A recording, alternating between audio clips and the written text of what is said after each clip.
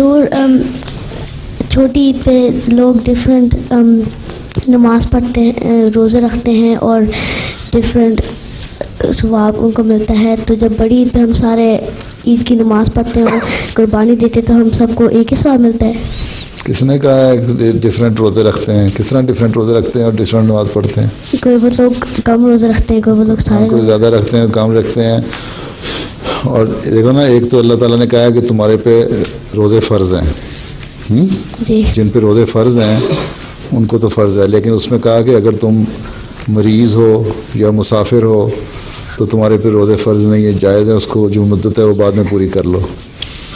تو ہر چیز کا ثواب جو ہے اللہ تعالیٰ نے ایک موٹا اصول رکھا ہوا ہے کہ اس کی نیت کے مطابق ہے. اگر کوئی اس بیمار ہے یا سفر پہ ہے اور وہ روزے نہیں رکھ سکتا یا اور کوئی مجبوری ہو گئی ہے تو وہ جو وقت ہے جو روزے چھوٹ گئے ہیں جو چھوڑے ہوئے روزے ہیں وہ بعد میں پورے کرے، پھر سارا سال میں ان کو پورا کرنا چاہیے.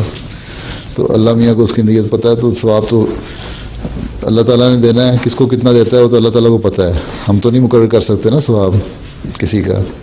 اس لیے یہ کہنا کہ جو پورے روزے رکھتے ہیں ان کو زیادہ ثواب مل گیا، جنہوں نے تھوڑے رکھے ہیں ان کو کم ثواب مل گیا، کیا مجبوری ہے. اور جو جان بوجھ کے چھوڑتے ہیں ان کے ساتھ اللہ تعالیٰ نے کیا سلوک کرنا ہے وہ اللہ بہتر جانتا ہے. جی تم یا میں تو فیصلہ نہیں کر سکتے کہ اللہ میاں نے ثواب زیادہ دینا ہے کہ کم دینا ہے، ٹھیک ہے، یا کس کو بخشنا ہے. ہو سکتا ہے کسی کی کوئی نیکی پسند آ جائے اور اللہ میاں اس کو بخش دے.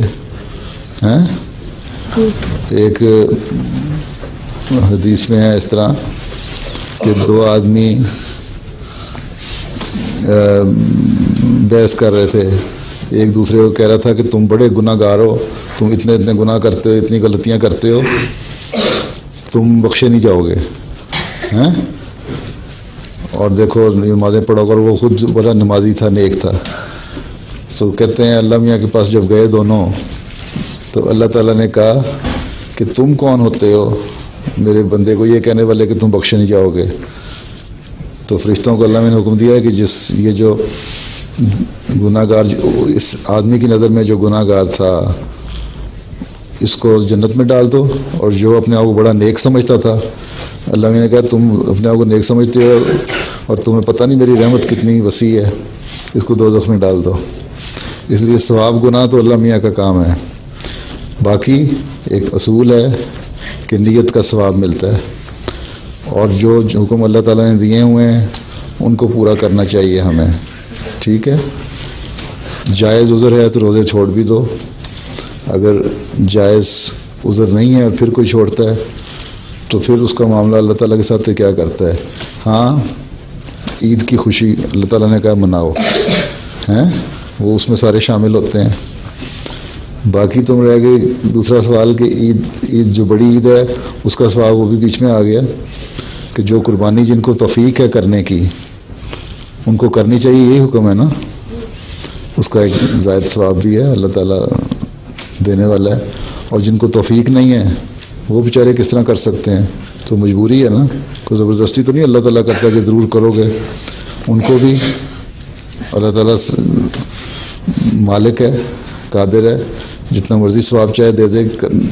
ہو سکتا ہے کسی نہ کرنے والے کی نیت اچھی ہو اس کو زیادہ ثواب مل جائے، اور جو قربانی کرنے والا ہے اس کی نیت اچھی نہ ہو اس کو کم ثواب ملے یا نہ ملے. ایک واقعہ ہے کہ اللہ تعالیٰ نے ایک شخص کو بتایا کہ اس سال میں سوائے ایک شخص کے جس کے حج پہ جانے کا ارادہ تھا لیکن حج پہ نہیں گیا، اس کا حج اللہ میاں نے قبول کیا. اور جو لاکھوں حاجی آئے ہوئے ہیں نا مکے میں حج کرنے، ان کا حج قبول نہیں کیا.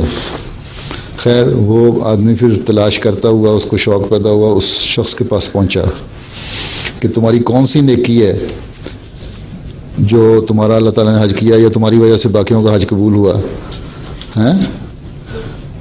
تو اس نے کہا کہ میں نے حج کے لیے ساری عمر پیسے جوڑے اور میں حج پہ جانے لگا تھا، تو اتنے میں اور میں اپنے بھی اتنے اچھے حالات نہیں تھے، لیکن ایک دن جب میں حج پہ جانے لگا تو میں نے دیکھا کہ ہمسایہ جو تھا نا میرا نیبر ہمسایہ، اس کے گھر سے مجھے خوشبو آئی گوشت پکنے کی، تو میں اس کے گھر گیا، کہنے کا میں بھی غریب ہوں، تمہارے گھر گوشت پک رہا ہے، اگر ہو سکے تو مجھے بھی تھوڑا سا سالن دو، میرا دل چاہ رہا ہے کھانے کو ہیں۔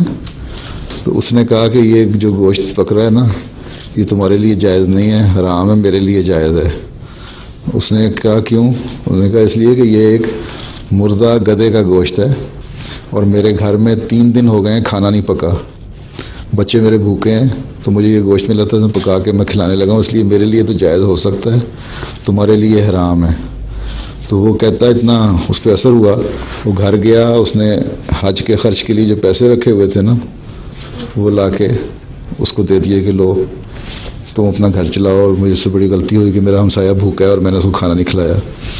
تو اللہ تعالیٰ نے اس کے اس نیکی کو اتنا پسند کیا کہ اس کو حج جتنا ثواب دے دیا، اور باقی لوگوں کا جو حج تھا ان کی باتیں بھی قبول نہیں کی اور اس کا حج قبول کر لیا، اور باقیوں کو بھی اس کی وجہ سے قبولیت ہو گئی۔